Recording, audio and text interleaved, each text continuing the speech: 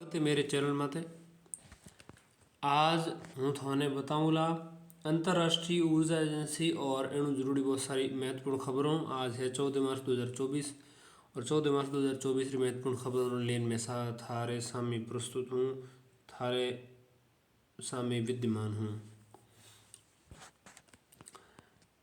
देखो, पहली खबर है अंतर्राष्ट्रीय ऊर्जा एजेंसी जगह है वार्षिक ग्लोबल मीथेन टैंकर 2024 जारी किया। अंतर्राष्ट्रीय एजेंसी ने जारी कियो है। रिपोर्ट रे मुख्य बिंदु में नजर डालो तो ऊर्जा क्षेत्रक जो है ऊर्जा क्षेत्रक मीथेन उत्सर्जन 2023 में रिकॉर्ड स्तर माते ऊर्जा क्षेत्रक से मीथेन उत्सर्जन 2023 में रिकॉर्ड स्तर पर बना रहा था। यानी ऊर्जा क्षेत्रक में मीथेन और उत्सर्जन जो है वो रिकॉर्ड स्तर में बने रहे 2023 के साल में। जीवाश्म ईंधन जगह में तेल, प्राकृतिक गैस, कोयले इन उत्पादनों और उपयोग लगभग 120 मिलियन टन मीथेन उत्सर्जन हुयो। इन अलावा जैव ऊर्जा मीथेन उत्सर्जन में लगभग 10 मिलियन टन रो योगदान दियो। जीवाश्म ईंधनों लगभग 70% यानी कि 80 मिलियन टन मीथेन उत्सर्जन के वास्ते शीर्ष 10 उत्सर्जन करते देश जगह है वे जिम्मेदार है। शीर्ष 10 उत्सर्जन करते जिम्मेदार काया काया से जिम्मेदार है। तेल व गैस संबंधी परिचालनों मीथेन रो सब बड़ो उत्सर्जक संयुक्त राज्य अमेरिका है। तेल और गैस से संबंधित परिचालनों जो मीथेन रो है मोटो उत्सर्जक है वो अमेरिका है। इन बाद में दूसरे स्थान में रूस रो नंबर लागे। कोयला क्षेत्रक में मीथेन रो सब बड़ो उत्सर्जन चाइना है। कोयले रे सब चाइना है। तेल और गैस से संबंधित जो है वो है संयुक्त राज्य अमेरिका। दूसरे नंबर में रूस रो नंबर लागे। मीथेन उत्सर्जन में 75% तक की कटौती करने लिए 2030 तक लगभग 170 बिलियन अमेरिकी डॉलर की जरूरत रहेला। 2030 तक 170 बिलियन अमेरिकी डॉलर की जरूरत रहेला। मीथेन CH4 एक रंगहीन और एक ज्वलनशील गैस होया करे, एक ग्रीन हाउस गैस होया करे। कार्बन डाइऑक्साइड के बाद में ग्लोबल वार्मिंग में दूसरो हेंगू मोटो योगदानकर्ताओं में आ गैस है। आ धरातलीय ओजोन जगी होया करे, ग्राउंड लेवल ओजोन बिन निर्माण में भी प्राथमिक रूप में उत्तरदायी है। धरातलीय ओजोन एक प्रकार वायु प्रदूषक होया करे जो मनुष्यों, जीवों और पादपों में नुकसानदायक होया करे।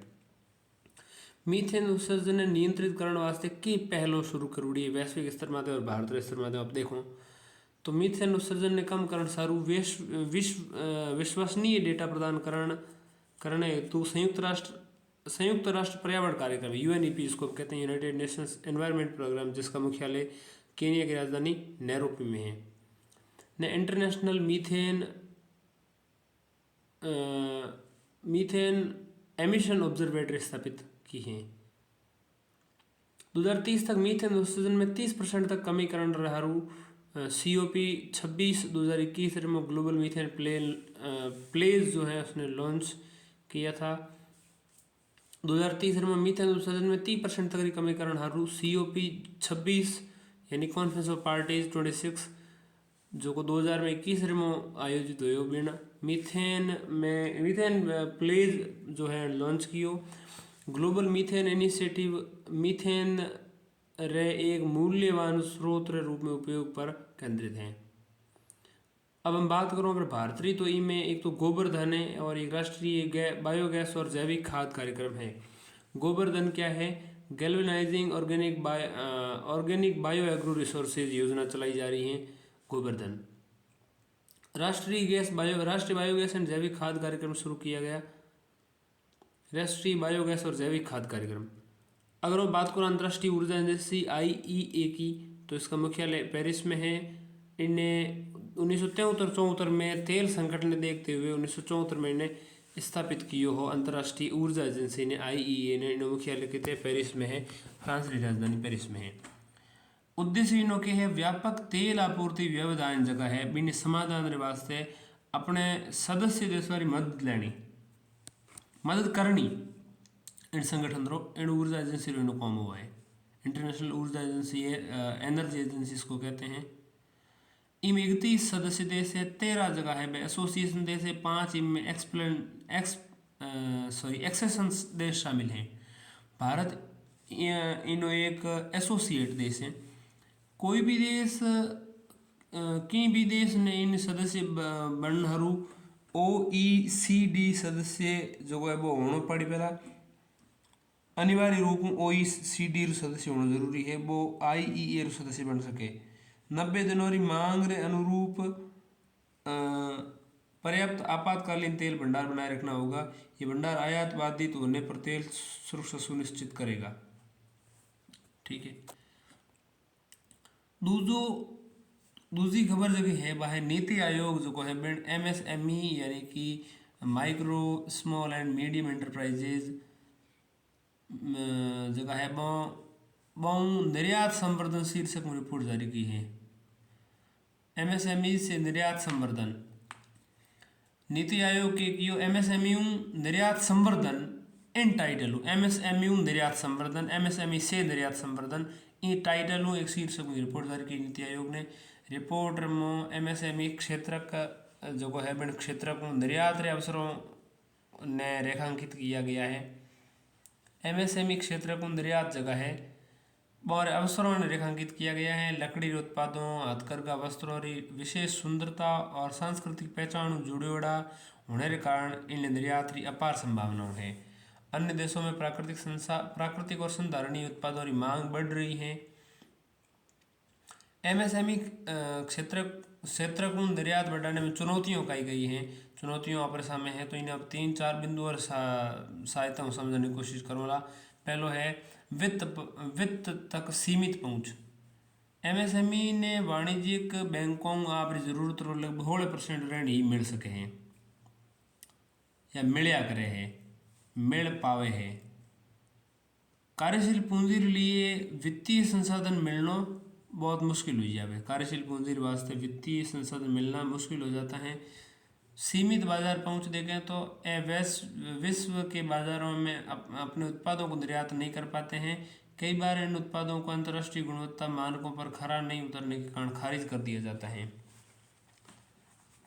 देखो MSME क्षेत्र को जुड़ी चुनौतियों एक तो है कि पहलो वित्त सीमित पहुँचे।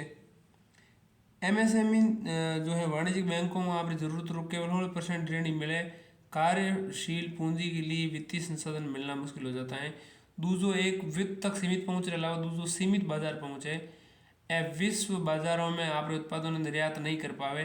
कई बार इन उत्पाद जो है अंतर्राष्ट्रीय गुणवत्ता मानकों में खरा नहीं उतरे, इन कारण खारिज हो जावे। इनके अलावा व्यावसायिक माहौल संबंधित चुनौतियों भी कई बार कई प्रकार विनियामक नियम और पालन करना पड़े उन्हें। इनके अलावा कस्टम क्लियरेंस में देरी हो जावे।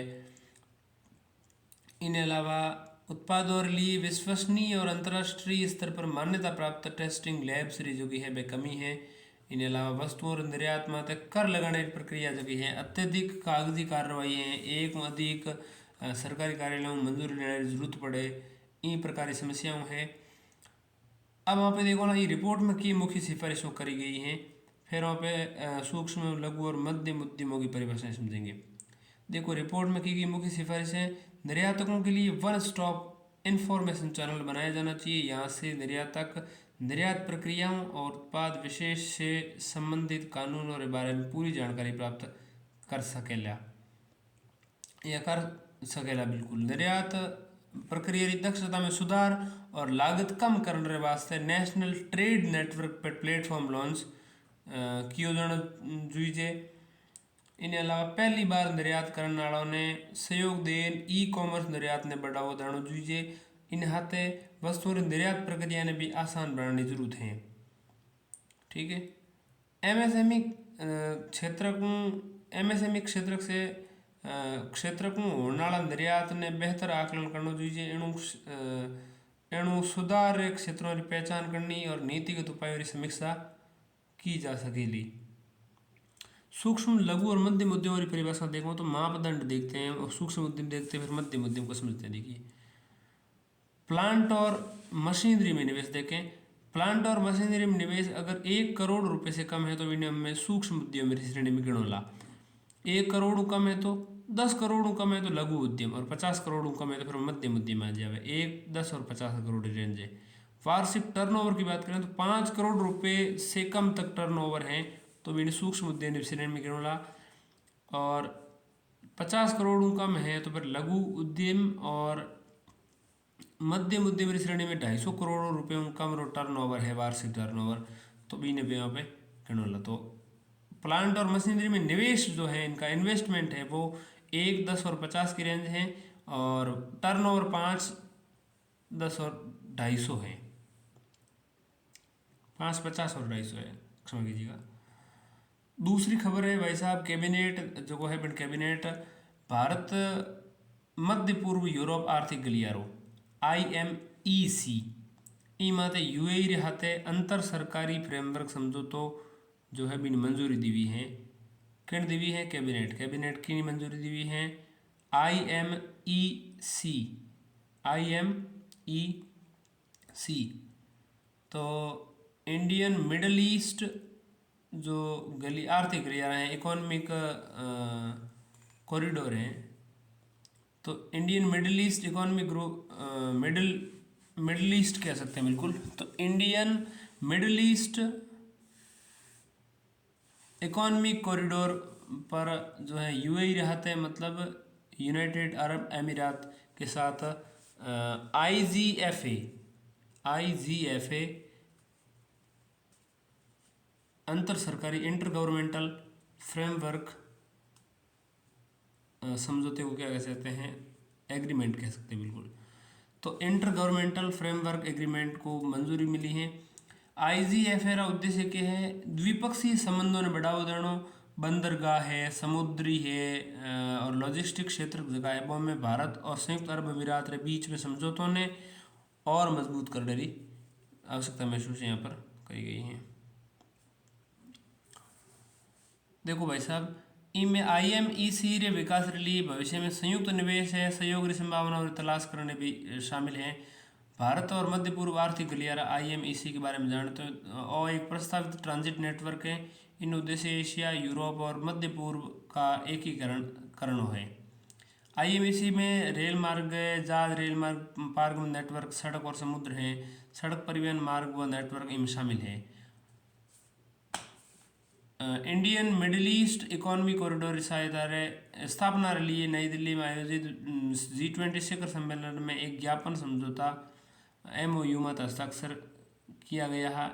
ई माते MOU मत हस्ताक्षर जगह या मेमोरेंडम ऑफ अंडरस्टैंडिंग ज्ञापन समझौता जो हस्ताक्षर किया गया, बी में भारत, संयुक्त राज्य अमेरिका, सऊदी अरब, यूरोपीय संघ, संयुक्त अरब अमीरात, फ्रांस, जर्मनी और इटली ने हस्ताक्षर किए थे। Indian middle east economic corridor महत्व के है, तो इन महत्व समुद्री समृद्धि को बढ़ावा देना पहला उद्देश्य इनो है। एणु ऊर्जा, डिजिटल संचार रे बेहतर प्रवाह माध्यम संभव है। ठीक है, और समृद्धि को बढ़ावा जो है वो ऊर्जा, डिजिटल संचार, इन्हें बेहतर प्रभाव रे माध्यम संभव है।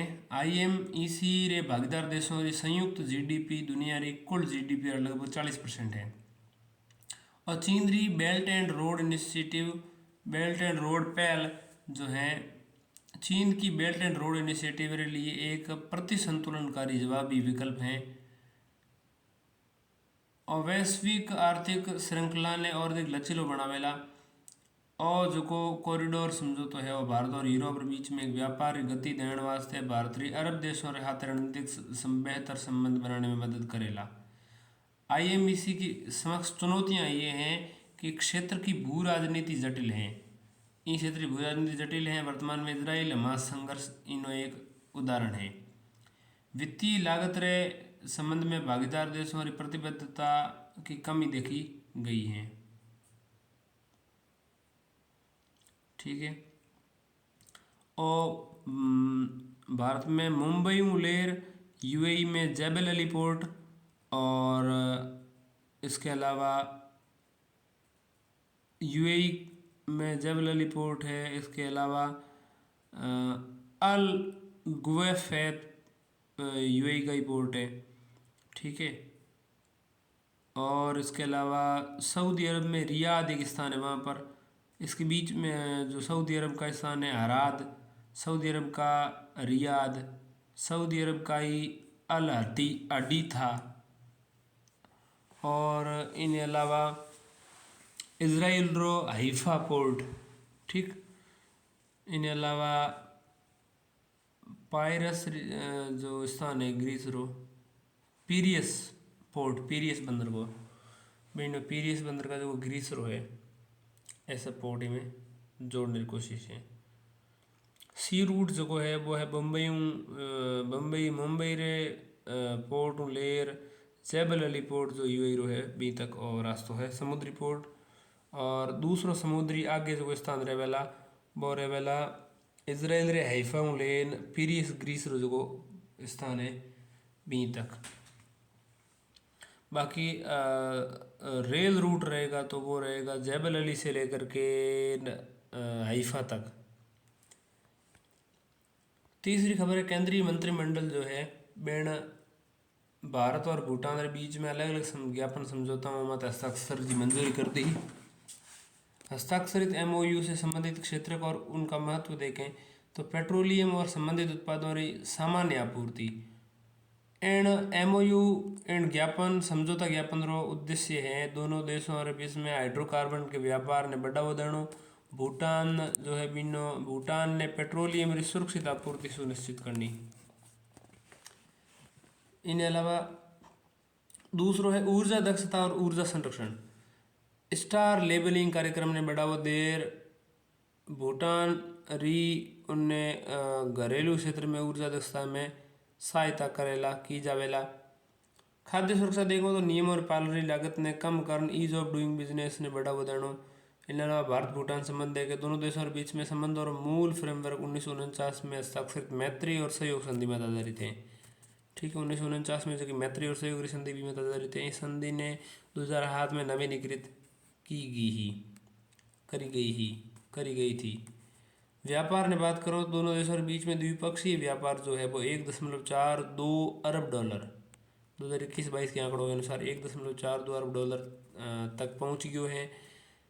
और भूटान रे कुल व्यापार 80% है, यानी 80% भूटान जो है भारत के साथ व्यापार करता है। 1.42 अरब डॉलर। भूटान सबसे अधिक आयात भारत से करता है तथा सबसे अधिक निर्यात भी भारत को ही करता है। व्यापार वाणिज्य और पारगमन समझौते 2016 के तहत एक मुक्त व्यापार व्यवस्था की स्थापना की गई है।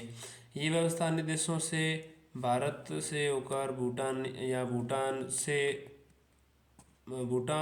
भारत से होकर अन्य देशों को वस्तुओं की शुल्क मुक्त आवाजाही की सुविधा देती है। व्यापार वाणिज्य और पारगमन समझौता 2016 है बिन तहत में एक मुक्त व्यापार व्यवस्था जो है बिन स्थापना की गई है। आ व्यवस्था अन्य देशों भारत और अन्य देशों भूटान या भूटान अन्य देशों वस्तुओं री शुल्क मुक्त आवाजाही की सुविधा देवे, ठीक है। विकास आधारित देखें तो भूटान रे छात्रों रे भूटान के छात्रों ने छात्रवृत्ति दी जावे। भूटान रे लोगों के लिए कौशल विकास की पहल शुरू की हुई है। स्वास्थ्य कृषि आदि क्षेत्रों को सहायता दी जा रही है। जल विद्युत देखो तो भारत ने भूटान में 4 जल प्रमुख परियोजनाओं का निर्माण किया है। भारत जो है भूटान में 4 जल विद्युत परियोजनाओं का निर्माण किए है। सहयोग नए क्षेत्र को देखो तो भूटान में रूपे भीम ऐप लॉन्च किए गए हैं। इसरो जो है दोनों देशों ने संयुक्त उपग्रह जो है इंडिया भूटान सैट लॉन्च किया है। तो बहुत सारा सहयोग जो है वह किया गया है। दोनों देशों के द्विपक्षीय संबंधों में चुनौतियां देखो तो डोकलाम पठार को लेकर भूटान और चीन के बीच में प्रत्यक्ष वार्ता से भारत में चिंताएं बढ़ गई थी। डोकलाम पठार। इन अलावा भारत में परियोजनाओं के पूरा होने में भारत की ओर से देरी की वजह से भूटान में चिंताएं बढ़ी हैं। परियोजना पूरी होने में काफ़ी देरी जो है वो भूटान की चिंताओं ने बढ़ावे हैं। अब कुछ छोटी छोटी खबरों जानो तो उत्तराखंड में समान नागरिक संहिता यूसीसी से संबंधित विधेयक को राष्ट्रपति ने मंजूरी मिल गई है। इस विधेयक के अधिनियम बन जान माते अब उत्तराखंड जो है स्वतंत्रता के बाद समान नागरिक संहिता यूसीसी अपनाने वाला देश का पहला राज्य बन गया है। इनमें पहला गोवा भारत का एकमात्र राज्य हो यूसीसी लागू हुई थी। हालांकि गोवा में यूसीसी की शुरुआत 1869 में पुर्तगालियों द्वारा पुर्तगाली नागरिक संहिता कार्यान्वयन रहते हुई 1869 में। यूसीसी एक एडो एकल कानून हुआ करे, एकल कानून ने कहा करे जो सभी नागरिकों के लिए व्यक्तिगत मामलों में लागू हुए, भले ही वो व्यक्ति कोई भी धर्म रोवे। इन व्यक्तिगत मामलों में विवाह है, तलाक है, गोद लेने की प्रक्रिया है और विरासत है, उत्तराधिकार से संबंधित कोई कानून है, तो इन सब मत एक तरीके और नियम लागू हुई। संविधान के अनुच्छेद 44 के अनुसार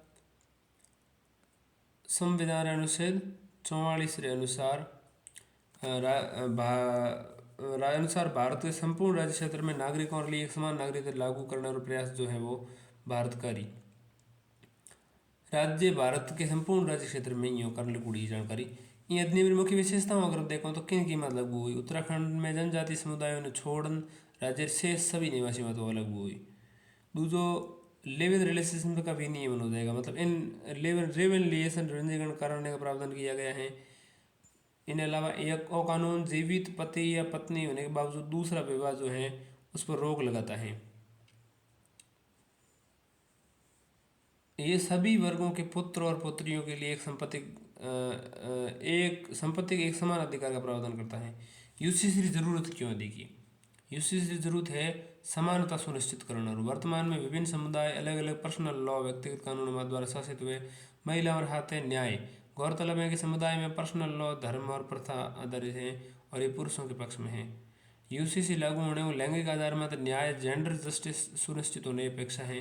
राष्ट्रीय एकता यूसीसी धर्म को सामाजिक संबंधों और पर्सनल लॉ से अलग करेगा। इससे समाज में समानता और सद्भाव सुनिश्चित होंगे।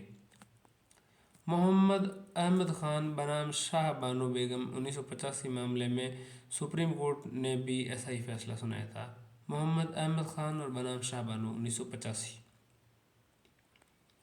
यूसीसी अपनाने में चुनौतियों के एक तो बहुलता और विविधता।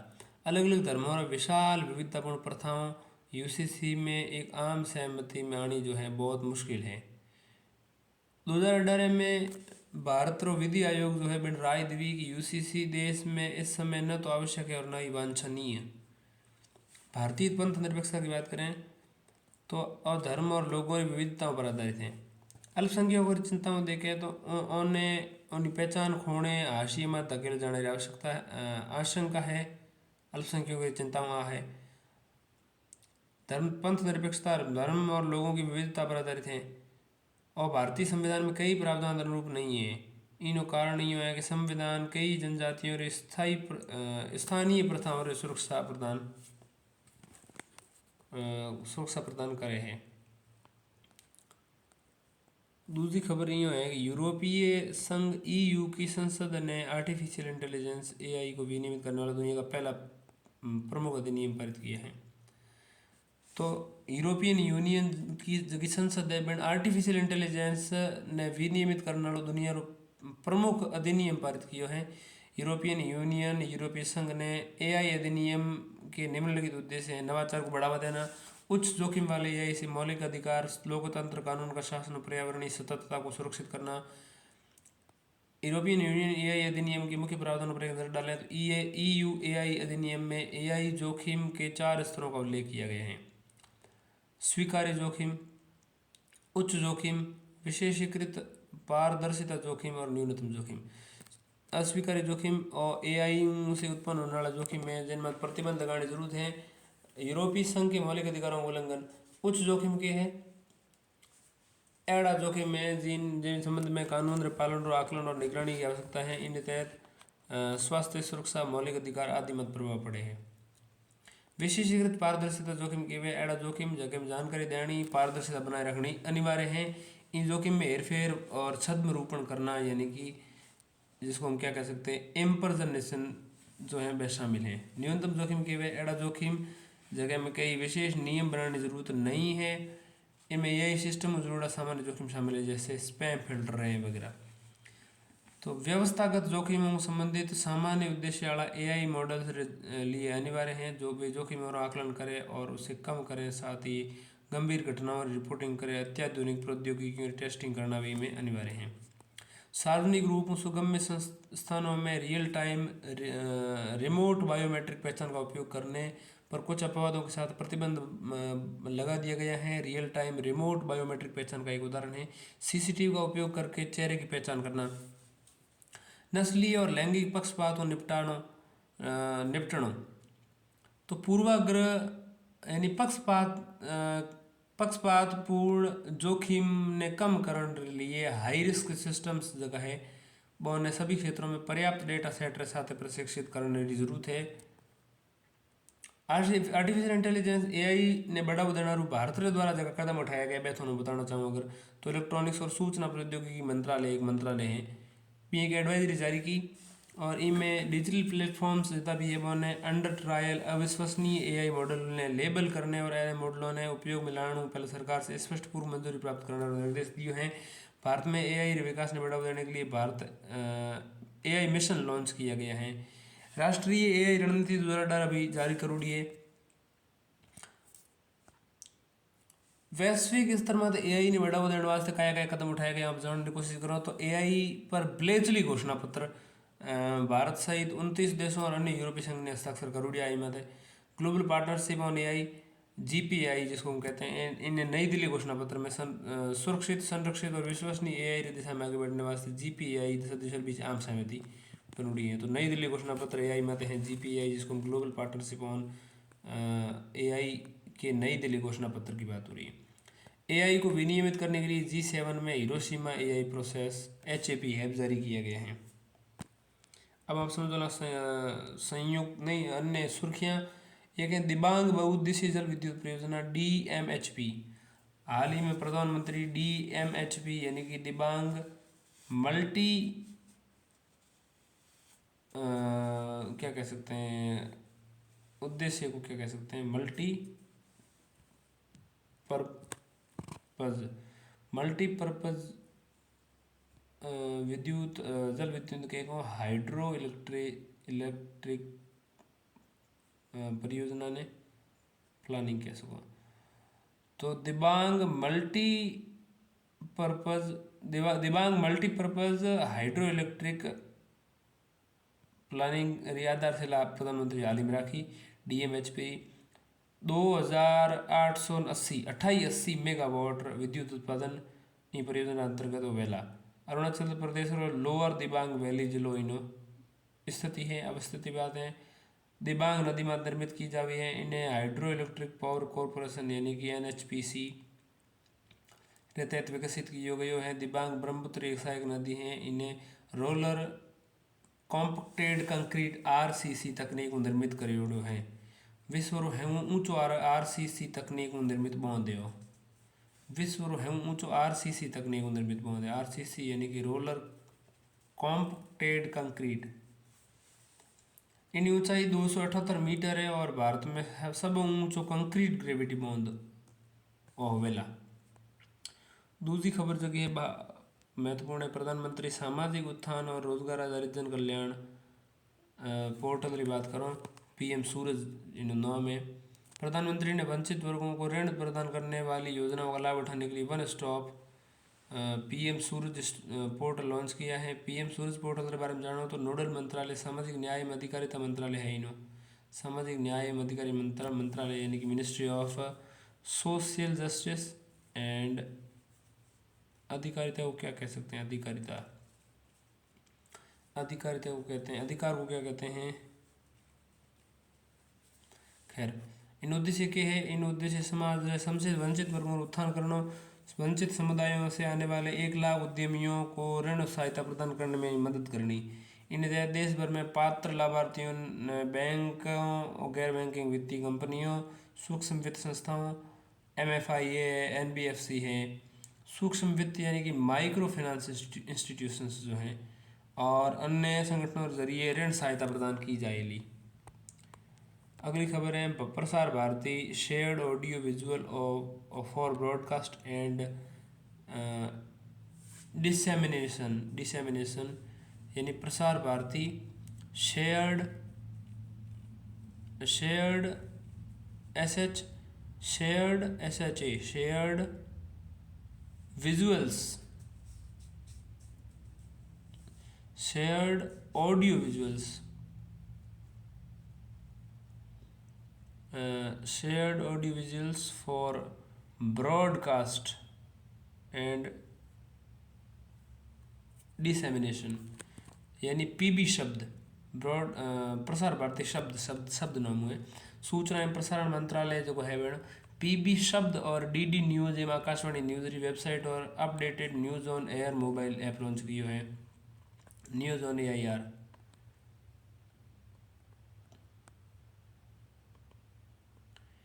पीबी शब्द के बारे में जानो तो Prasar Bharati news sharing service है। इन प्लेटफॉर्म ने मीडिया क्षेत्र में सब्सक्राइबर जगह है वो ने वीडियो ऑडियो टेक्स्ट फोटो और अन्य फॉर्मेट में दैनिक समाचार फीड्स उपलब्ध कराने वास्ते डिज़ाइन किए हुए हैं। आ सेवा पहले 1 वर्ष के लिए निःशुल्क उपलब्ध होगी और बाद में अलग अलग श्रेणियों में सभी भाषाओं में समाचार उपलब्ध होंगे। बात करो डेविनरी artificial intelligence AI software engineer.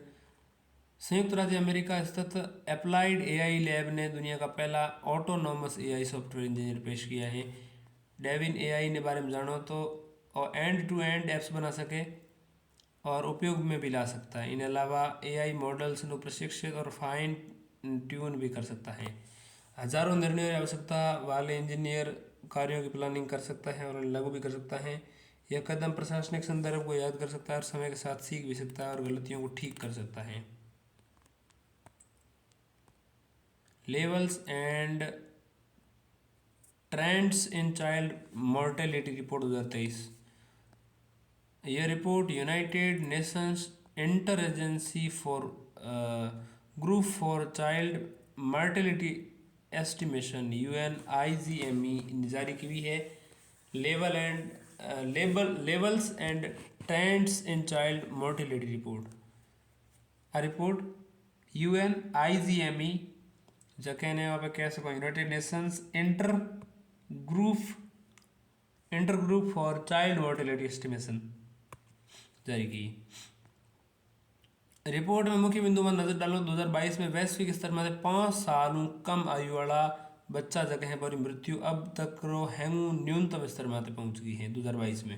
हालांकि वर्तमान दर हिसाब में देखो तो गुणहाट ऐसा देश है जो सतत विकास लक्ष्यों SDG सस्टेनेबल डेवलपमेंट गोल्स के तहत बाल मृत्यु ने कम करने को संबंधित निर्धारित लक्ष्य ने प्राप्त नहीं कर पाया है। 59 देश अभी भी अड़ा है। ठीक है, प्रगति के बावजूद 2022 में लगभग 4.9 मिलियन बच्चों की 5 वर्ष कम आयु तक पहुंचने से पहले ही मृत्यु हो गई। 4.9 मिलियन। UNIGME के बारे में जानो इन्होंने गठन 2004 में कियो। उद्देश्य बाल मृत्यु दर पर डेटा साझा करना और बाल मृत्यु दर अनुमान के तरीकों में सुधार करना। संयुक्त राष्ट्र बाल कोष यूनिसेफ के नेतृत्व में वो कार्य करे। यूनिसेफ के नेतृत्व में कार्य किया करे। यूनिसेफ यूनाइटेड नेशंस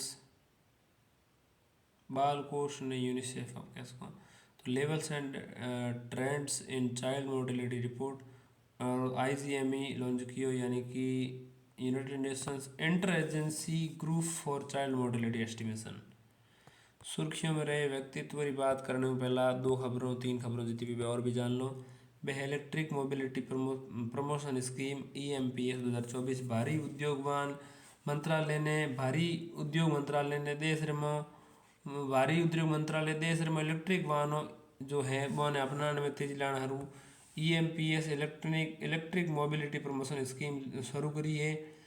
आ एक फंड लिमिट योजना है। इनो कुल परिव्यय 4 महीनों के लिए 500 करोड़ रुपए है और पात्र जगह इलेक्ट्रिक व्हीकल श्रेणियों में शामिल है। वह 2 पहिया वाहन निजी कॉर्पोरेट और वाणिज्यिक वाहन, तीजा 3 पहिया वाहन ई-रिक्शा और कॉट्स हैं। इन योजना का लक्ष्य अपनी पूरी अवधि के दौरान 3.7 लाख इलेक्ट्रिक व्हीकल्स को समर्थन देना है। ये योजना जो है केवल उन्हीं बड़ी वाहनों के लिए उपलब्ध हुई जगह में बैटरी लगी है। एडोप्ट अ हेरिटेज 2.0 प्रोग्राम भारतीय पुरातन सर्वेक्षण जो है ASI और अलग अलग एजेंसियों ने एडोप्ट हेरिटेज 2.0 के तहत स्मारकों को अडोप्ट करने के लिए समझौता ज्ञापनों में हस्ताक्षर किया है। एडॉप्ट हेरिटेज 2.0 प्रोग्राम देखो तो इन प्रोग्राम रे कार्यक्रम के तहत हितधारक कॉरपोरेट्स कोई भी स्मारक स्थल पर सभी सुविधाओं या कोई विशेष जन सुविधा उपलब्ध कराने की जिम्मेदारी अपने ऊपर ले लेते हैं। कार्यक्रम में प्राचीन स्मारक और पुरातात्विक स्थल है। अवशेष अधिनियम 1958 के अनुसार अलग अलग स्मारकों में मांगी गई सुविधाओं को स्पष्ट रूप में परिभाषित किया गया है। कॉरपोरेट सामाजिक उत्तरदायित्व, कॉरपोरेट सोशल रिस्पॉन्सिबिलिटी फंड जो है CSR फंड है, इन उपयोग कर स्मारकों के भीतर सुविधाओं में बढ़ावा देना है। अगली खबर की बात करें तो वो है वर्ल्ड मॉन्यूमेंट्स फंड WMF के तमिलनाडु के कड़ू वैली वाटर शेड क्षेत्र में एरी टैंक नेटवर्क को world monuments fund watch 2025 programme में नामांकन के लिए प्रस्तावित किए हैं।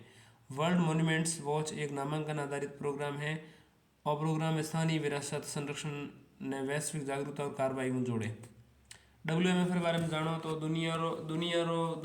दुनिया रे सब मूल्यवान स्थलों की सुरक्षा रे प्रति समर्पित एक अग्रणी स्वतंत्र संगठन है। इनका मुख्यालय न्यूयॉर्क में है, इनका कार्यालय भारत में भी है। 112 देशों में हादसों हल्ला स्थलों का संरक्षण प्रदान करे है। आज रे सुर्खियों में व्यक्तित्व की बात करूँ तो भीमा नायक। हाल ही में सरकार ने महान जनजातीय नेता भीमा नायक को श्रद्धांजलि अर्पित की है। भीमा नायक के बारे में जानो। नायक के बारे में मध्य प्रदेश के बड़वानी जिले के ढाबा बावड़ी के निवासी थे। निमाड़ के भीलों के प्रमुख नेता थे। वे पहले क्रांतिकारी थे जिन्होंने काला पानी की सजा पाई थी और मृत्यु जो की है वह 1876 में हुई। योगदान की बात करूँ तो ब्रिटिश सरकार के खिलाफ 1857 में भील विद्रोह में भील, भिलाला, मंडोई और नाइक जनजातियों के लोगों ने एकजुट करियाओं और तात्या टोपे हाथ दियो। भीमा नायक निमाड़ के रॉबिन हुड के रूप में लोकप्रिय हैं। ऐसा इस कारण है कि उन्होंने ब्रिटिश खजाना लूटा और गरीब लोगों में बीच बांटा। रॉबिन हुड निमाड़ क्षेत्र जो है उनके 1857 अंबागानी लड़ाई में और महत्वपूर्ण भूमिका ही। मूल्य देखो तो साहस, वीरता, नेतृत्व ए मूल्य सीख सको।